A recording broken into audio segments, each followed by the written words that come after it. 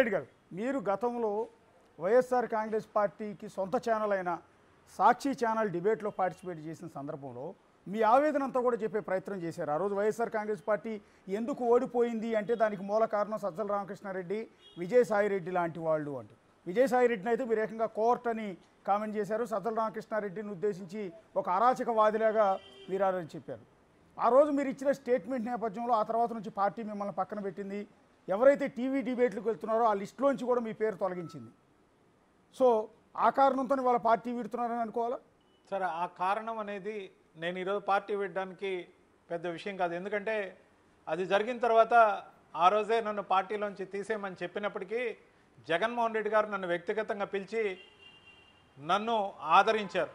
దాన్ని ఎప్పుడూ మనసులో పెట్టుకుంటా. ఆయన మీద నాకు గౌరవం ఉంటుంది. కానీ విస్తృతమైన ప్రాతిపదిక తీసుకుంటే ఆ రోజున నేను ఇంటర్నల్గా మాట్లాడాల్సిన మాటలు ఎమోషనల్గా బయట చెప్పా. అది నా తప్పైనప్పటికీ పెద్ద మనసుతో నన్ను దగ్గరకే తీశారు. కానీ పార్టీ విధానపరమైన నిర్ణయాలు ఉన్నాయి.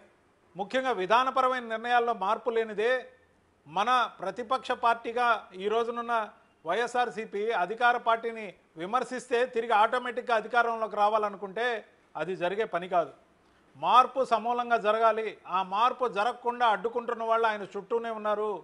ఆయన నిజంగా పార్టీని సమీక్షించుకుంటే జనానికి ఉపయోగపడే పనులు ఏవైనా చేయొచ్చు. కానీ అది నేను అక్కడ ఉన్న రోజులు కూడా దాదాపుగా హెడ్ క్వార్టర్స్లో పార్టీ ఆఫీస్కి పోవడం నిరంతరం నా అలవాటు. కానీ అది జరిగే కార్యక్రమం కాదని, దాంతోపాటు నేను బీజేపీ సిద్ధాంతాలకి ఖచ్చితంగా ఆకర్షితున్నాయి. ఖచ్చితంగా నరేంద్ర మోడీ గారి నాయకత్వంలో, అమిత్ షా గారి నాయకత్వంలో తీసుకుంటున్న డైనమిక్ నిర్ణయాలు ఏవైతే ఉన్నాయో వాటిల్ని స్వాగతిస్తూ వాటికి అనుగుణంగా ప్రచారకగా మారడం కోసం బీజేపీలో చేరా. ఇదే సందర్భంలో ఇంకొక మాట చెప్తాను అశోక్ గారు. ఈ రోజున ఎవరు అవునన్నా కాదన్నా ప్రజలు ఏ పార్టీని గెలిపిస్తారో ఆ పార్టీలే 5 సంవత్సరాలు అధికారంలో ఉంటాయి.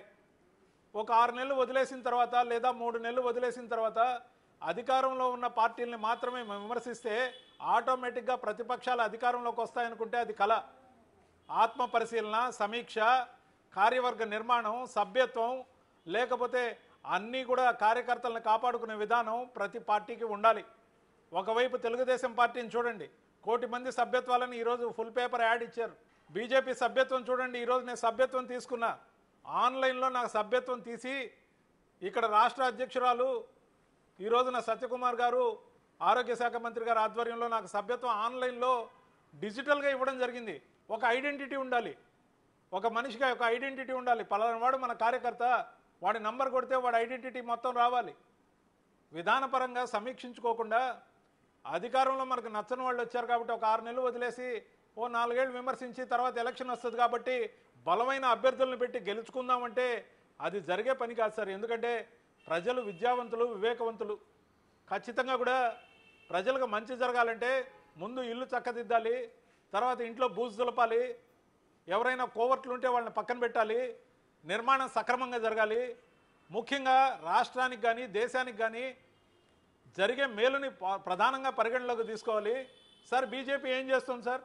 ఈ దేశంలో మేలు చేయాలంటే విమర్శలు ఎన్ని ఎదురైనా మేలు జరిగే కార్యక్రమాని కోసం ఖచ్చితంగా ముందుకే వెళ్తుంది. అంటే వైఎస్ఆర్ కాంగ్రెస్ పార్టీలో రవిచంద్రారెడ్డి గారు మీరు ఆరోపించిన వైఎస్ఆర్ కాంగ్రెస్ పార్టీలో ఉన్న దులపాల్సిన ఆ బూజు, వదిలించాల్సిన ఆ కోవర్టులు ఎవరు నిర్మోహమాటంగా చెప్పలేదా? నేను ఎందుకు చెప్పాలి సార్? నేను పార్టీ వదిలొచ్చాను, పార్టీలో ఉన్న రోజులు చెప్తూ వచ్చాను. పార్టీలో అనేక వేదికల మీద బహిరంగంగా చెప్పి నా మెడకి ఉచ్చు పడుతుందని తెలిసినా చెప్పాను, తెగించి చెప్పాను. పార్టీలో నా భవిష్యత్తు ఏమవుద్ది అనుకున్న రోజు కూడా భయం లేకుండా చెప్పాను. ఇది నా స్వయం నిర్ణయం. జాతీయ రాజకీయాల వైపు నరేంద్ర మోడీ గారి నాయకత్వంలో, అమిత్ షా గారి నాయకత్వంలో, రాష్ట్ర నాయకత్వంలో పార్టీ నిబంధనలకి తూచా తప్పకుండా కట్టుబడి పనిచేయడంతో పాటు ఇప్పుడున్న కూటమి ధర్మాన్ని పాటిస్తూ కూటమి పార్టీల్ని విమర్శించి మాత్రమే పబ్బం గడుపుకుంటామంటే అది సరికాదనే విధానానికి నేను ఖచ్చితంగా ఇది కరెక్ట్ అని నమ్ముతూ ముందడుగు వేస్తా. నన్ను ఆదరించినందుకు అన్నిటికీ సమానంగా ధన్యవాదాలు చెప్తూ, ప్రత్యేకమైన ధన్యవాదాలు వైఎస్ జగన్మోహన్ రెడ్డి గారికి చెప్తూ, దేశ రాజకీయం కోసం, దేశానికి పనికొచ్చే రాజకీయం కోసం ఏమేమైతే చేస్తున్నారో నరేంద్ర మోడీ గారు, అమిత్ షా గారు, వీళ్ళిద్దరు ద్వయం ఏదైతే చేస్తుందో ఖచ్చితంగా దాన్ని సమర్థిస్తూ బీజేపీ సిద్ధాంతాలకు అనుగుణంగా రాష్ట్రం పార్టీ యొక్క ఆదేశాల అనుసారం కూటమి ధర్మాన్ని నిర్వర్తిస్తూ ముందడుగు వేయడమే నా లక్ష్యం. అంటే రవిచంద్రారెడ్డి గారు బేసిక్గా అసలు ఏమాత్రం భయం అనేది లేకుండా అప్పట్లో ప్రతిపక్షంలో ఉన్న టీడీపీ కావచ్చు, జనసేన కావచ్చు, బీజేపీ కావచ్చు, వీటన్నిటిపైన వాళ్ళ విధానాలను తప్పుపడుతూ నిర్మోహమాటంగా బహిరంగ వేదికల మీద ఎన్నిసార్లు మీరు మాట్లాడారో మాకు తెలుసు. కానీ ఇప్పుడు ఆ పార్టీకి రిజైన్ చేసి బయటకు వచ్చిన తర్వాత ఆనాటి రవిచంద్రారెడ్డి కనిపించట్లేదు. ఆనాటి ధైర్యం ఇప్పుడు రవిచంద్రారెడ్డి మాటల్లో కనిపించట్లేదు. ఆయన గొంతులో ఒక వణుకు, ఎందుకు బయటకు వచ్చిన తర్వాత ఏమైనా కామెంట్ చేస్తే నన్ను ఇబ్బంది పెడతారేమో అన్న భయం కనిపిస్తోంది. సార్ ఒక మాట నేను చెప్తా, ప్రత్యర్థిగా భావించే వాళ్ళని ఎవరైనా విమర్శించాలి. వద్దని వదిలి వచ్చిన పార్టీని విమర్శిస్తే ఏం న్యాయం చెప్పండి? విధానాలు నచ్చలేదు, ఎక్కడో నాకు అనిపించింది ఇది కరెక్ట్ కాదు. ముఖ్యంగా వక్ఫ్ బోర్డు బిల్లు విషయంలో నేను చెప్పింది ఎంతవరకు సహాయకమో మీరే బేరీజ్ వేసుకోండి. మొన్నటికి మొన్న ఇప్పుడు వరకు ఈ దేశంలో, మొన్న కర్ణాటకలో, ఈ మధ్య ఢిల్లీలో, మొన్నటి రోజున హైదరాబాద్లో, అంతకుముందు కేరళలో ఎన్నో హిందూ దేవాలయాలతో పాటు అనేక ప్రార్థనా స్థలాలతో పాటు ముఖ్యంగా రైతుల పొలాలతో పాటు, సార్ ఇది ఎక్కడ న్యాయం సార్? ఈ దేశం మత ప్రాతిపదికన విభజన జరిగింది 1947. కానీ 1951లో చేసిన చట్టం ఏదైతే ఉందో ఈ దేశంలో ఎక్కడ కాలు పెడితే అదంతా వక్ఫ్ భూమి అంటే, ఆ వక్ఫ్ భూమి గురించి సుప్రీంకోర్టు కూడా నిర్ణయం తీసుకోకూడదంటే, వాటికి అమెండ్మెంట్స్ తేవాలని కేంద్ర ప్రభుత్వం నిర్దేశిస్తే దానికి మార్పులు చేయడానికి ప్రతి పార్టీ ఓపెన్ మైండ్తో సహకరించాలి. లేదంటే దాన్ని ఖచ్చితంగా కూడా ఆ పార్టీలు సమీక్షించుకునే విధంగా మనలాంటి వాళ్ళం మాట్లాడాలి సార్. లేకపోతే రైతులు నష్టపోతారు, అనేక గొడవలకి కారణం కావచ్చు.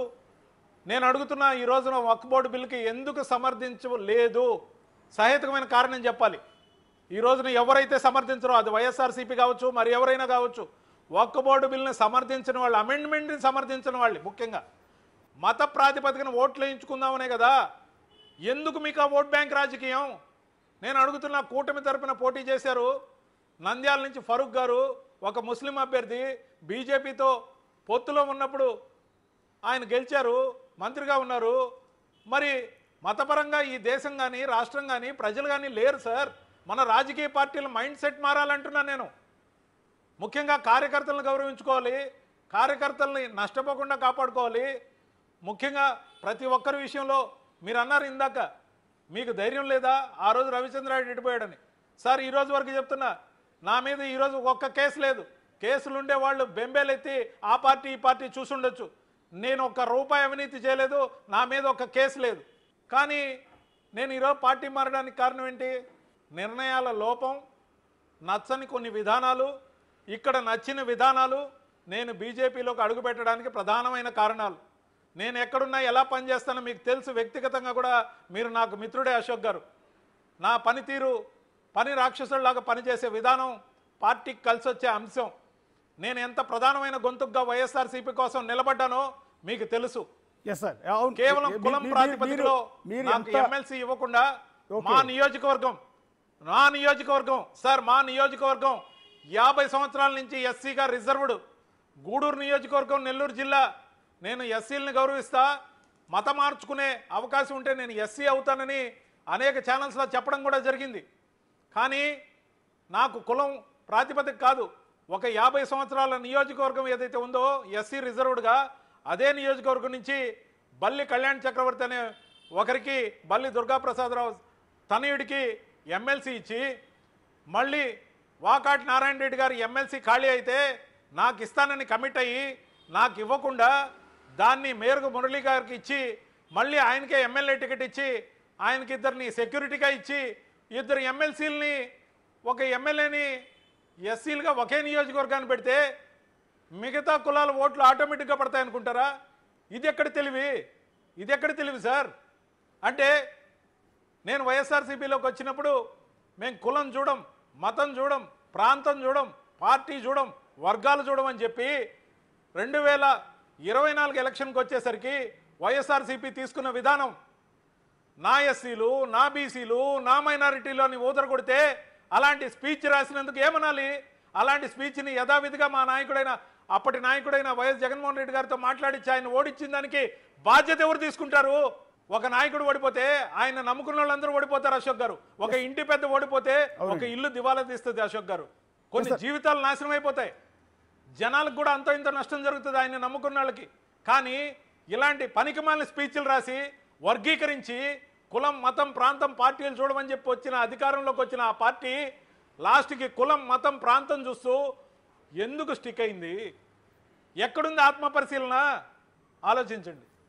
అంటే రికార్డు స్థాయిలో 151 సీట్లు వచ్చాయి జగన్మోహన్ రెడ్డి గారికి. ఆ తర్వాత వైనాట్ కుప్పం అన్నారు, వైనాట్ 175 అన్నారు. అలా అన్న పార్టీ చివరికి వచ్చేటప్పటికి 11 సీట్లకు పరిమితమైంది. ఆ రోజు టీడీపీకి 23 సీట్లే వచ్చాయి, ఇది దేవుడు రాసిన స్క్రిప్ట్ అని జగన్మోహన్ రెడ్డి గారితో పాటు ఆనాడు వైఎస్ఆర్ కాంగ్రెస్ పార్టీలో ఉన్న ప్రతి ఒక్కళ్ళు కూడా టీడీపీని హేళన చేశారు, గేలి చేశారు. సో అలాంటి పార్టీకి అందులో సగం సీట్లు కూడా రాలంటే 11 సీట్లు వచ్చాయి. ఎందుకు ఈ పరిస్థితి వచ్చింది అనుకుంటున్నారు మీరు? వాళ్ళు సమీక్షించుకుంటారు సార్. నాకేం సార్ అవసరం? నేను ఇప్పుడు చెప్తే ఎవరు వింటారు సార్? అది విమర్శకి పనికొచ్చే అంశం. సాయంత్రం డిబేట్ పెడితే నన్ను తిరిగి విమర్శించడానికి ఒక పనికొచ్చే అంశం అవుతుందే కానీ నాకేంటి సార్ అవసరం? అశోక్ గారు, నేను ప్రశాంతంగా ఉన్నా, నిర్మోహమాటంగా చెప్పాల్సిన విషయాలకు మించే మీ ముందు చెప్పా. వదిలొచ్చిన పార్టీ గురించి చెప్పనంటున్నా, మీరు చెప్పించిన తీరుతో కొన్ని చెప్పా. ఇంతకు మించి నేను దాని గురించి మాట్లాడాల్సిన అవసరం లేదు. ఖచ్చితంగా కూడా మీరు నన్ను ఏ క్వశ్చన్ అడిగినా కూడా నేను సమాధానం చెప్తా. ఈరోజు కూటమి అధికారంలో ఉంది సార్. కూటమి ఆ స్కీమ్ అమలు చేయట్లేదు, ఈ స్కీమ్ అమలు చేయట్లేదు. ప్రతి నెల మా ప్రభుత్వం ఉంటే ఈ స్కీమ్లన్నీ ఇంప్లిమెంట్ అయ్యి ఉండేవి, ఈ పార్టీకే వచ్చి ఉండేవి అన్నారు కదా సార్? Yes sir. మరి అవి మాత్రమే ప్రాతిపదికగా మరో ఎలక్షన్ గెలవగలరా? ఆత్మ పరిశీలన నిజాయితీగా జరగాలి. ఆత్మ పరిశీలన నిజాయితీగా జరిగి తీరితేనే ఎక్కడ తప్పు చేసాం, ఎక్కడ ఫార్ములాలు తప్పు వాడాం, కులం మతం ప్రాంతం పార్టీలకు అతీతంగా మనం ముందుకెళ్తా ఉన్నాం. ఎక్కడెక్కడోళ్ళు కండువా కప్పుకోకముందే ఎమ్మెల్సీ ఇచ్చి స్వాగతించారే, పేర్లు నేను చెప్పదలుచుకోలే. ఒకరు చనిపోతే వాళ్ళ కొడుక్కో వాళ్ళ భార్యకో ఎమ్మెల్సీ ఇచ్చారే, లేదా ఎమ్మెల్యే టికెట్ ఇచ్చారే. అంటే సింపతి వేవ్తో గెలవాలా? చేసే మంచితో గెలవలేమా సార్? ఏదైతే డైనమిజం గురించి మీరు అన్నారో నా మాట్లాడే తీరులో, జగన్మోహన్ రెడ్డి గారి డైనమిజంకి ఆకర్షితున్నాయని నేను ఆ పార్టీలో చేరా.